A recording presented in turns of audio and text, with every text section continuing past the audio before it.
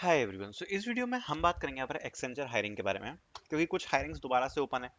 लेकिन उसके बारे में कुछ दो तीन चीजें बताना चाहूंगा मैं आप लोगों से, क्योंकि सुबह से 4 से 5 बार ये चीज आ चुकी है।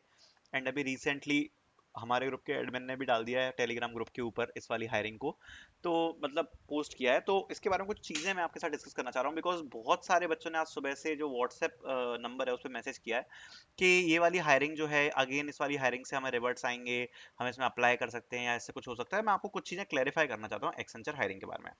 जितने भी बच्चे इस वीडियो को देख रहे हैं ध्यान से सुन लेना क्या मैं चीजें आपको बता रहा हूँ। सबसे पहले अगर आप देखोगे इस पेज पर, अगर आप जाओगे तो ये सर्च जॉब वाला सेक्शन है, ठीक है। इस पे अगर आप यहाँ पर कस्टम सॉफ्टवेयर इंजीनियर सर्च करोगे, उसके बाद अगर आप नीचे एक्सपीरियंस सर्च करोगे 0 to 2 years, तो अभी अगर आप देखोगे तो आपको इस पे 126 रिजल्ट देखने को मिलेंगे, जिसमें आप देख सकते हो मल्टीपल पोजीशंस ओपन है। क्लाउड के लिए भी ओपन है कस्टम सॉफ्टवेयर इंजीनियर की, और ओरेकल के लिए ओपन है। फिर नई नई पोजीशन आ जाएंगे, जैसे एसोसिएट इंजीनियर आ गई, ये भी 0 to 2 years of experience requirement है। ऐसे मल्टीपल यहाँ पर ओपनिंग्स आ जाएंगी। अब इसको ध्यान से समझना, ये जो ओपनिंग्स हैं अगर आप चाहो तो इसमें अप्लाई कर सकते हो, कोई मैं ये आपको रोक नहीं रहा कि भाई इसमें जाके आप अप्लाई नहीं करो। मैं आपको नीचे डिस्क्रिप्शन में लिंक भी दे दूंगा, लेकिन मैं यहाँ पर आपको एक चीज बताना चाह रहा हूँ कि इसमें होगा क्या। देखो, 0 to 2 years ऑफ एक्सपीरियंस की रिक्वायरमेंट है, और अगर आप इसमें अप्लाई करोगे, हो सकता है कि एक्सेंचर ने इसमें भी ऑटोमेशन लगा रखा हो किसी पोजीशन में। अब अगर ऑटोमेशन लगा रखा है तो एक चांस बनता है कि जब आप अप्लाई करोगे तो आपको हो सकता है टेस्ट भी आ जाएगा, टेस्ट भी आ जाएगा। और टेस्ट के बाद वही जो आपका कस्टम सॉफ्टवेयर इंजीनियर में हुआ था, सेम प्रोसेस हो सकता है चालू हो जाए कि टेस्ट आ जाए, या फिर आपको एक इंटरव्यू स्लॉट बुक करने का मेल आ जाए, ठीक है। बट ये सब ऑटोमेटेड प्रोसेस है, ठीक है, इंटरव्यू स्लॉट बुक करने का। ये जो पोजीशंस है ना जो एक्सेंचर के करियर पोर्टल पर डली हैं, majorly they are the project based positions, ठीक है। प्रोजेक्ट बेस्ड पोजीशन मतलब जब किसी प्रोजेक्ट में रिक्वायरमेंट आती है तो उसके बेस पर जो पोजीशंस होती हैं वो ये होने वाली हैं। इसके लिए बहुत ही ज्यादा स्किल स्पेसिफिक लोग चाहिए होते हैं, स्किल स्पेसिफिक लोग। एंड मेनली वो लोग चाहिए होते हैं जिनने कंपनियों में एटलीस्ट कुछ काम किया है, मतलब अगर 6 महीने या 1 साल का भी काम किया है। फॉर एग्जाम्पल मैं आपको एक पोजीशन दिखाता हूँ, सपोज ये वाली पोजीशन है।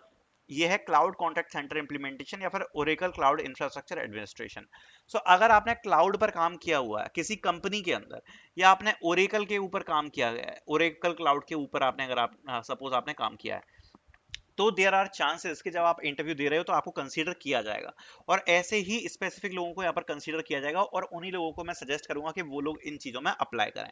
पर अगर आप फ्रेशर हो, अभी आपको किसी भी चीज में कोई भी एक्सपीरियंस नहीं है, मतलब आपने खुद के प्रोजेक्ट्स बना रखे होंगे वो अलग बात है, बट एज सच किसी कंपनी वाइज आपको एक्सपीरियंस नहीं है किसी स्पेसिफिक स्किल का, तो मैं आपको सजेस्ट करूंगा कि इसमें अप्लाई करने का कोई फायदा यहाँ पर बनेगा नहीं। हाँ, कुछ लोग ऐसे भी होंगे जिनको किसी कंपनी का एक्सपीरियंस है, तो वो लोग ट्राई कर सकते हैं अप्लाई करने का, अदरवाइज और लोगों को इसमें कोई फायदा नहीं है अप्लाई करने का। तो ये चीज मैं क्लियर करना चाह रहा था। दूसरी बात, ये वाली जो साइट है India campus Accenture dot com माइजोन, इसके ऊपर जो अपॉर्चुनिटी मिलती है वो होती है फ्रेशर्स की। जैसे अगर आप अभी कैरियर्स के ऊपर जाओगे ना, तो ये होती है मास हायरिंग से फ्रेशर्स की हायरिंग। जैसे इस पे एएससी की हायरिंग जो थी, तो वो लास्ट जो ओपन हुई थी वो जनवरी 9 को ओपन हुई थी, जब अपन ने इसकी हायरिंग डाली थी। तो जनवरी 9 से अभी तक अगर आप देखोगे तो लगभग 6 महीने से ज्यादा हो चुके हैं, और अभी तक ये जो हायरिंग है अभी ओपन नहीं हुई है। मोस्ट प्रोबेबली ये नेक्स्ट ईयर ही ओपन होगी। तो यहाँ पर जो हायरिंग्स आएंगी ये वो वाली हायरिंग्स होती हैं, बेसिकली जिन हायरिंग्स में आपको अप्लाई करना है। 2025 बैच तक की ये हायरिंग आई थी, और इनमें ही आप लोग अप्लाई करें। जो जिसमें जो फ्रेशर्स हैं उनको यहाँ पर कंसीडर किया जाएगा।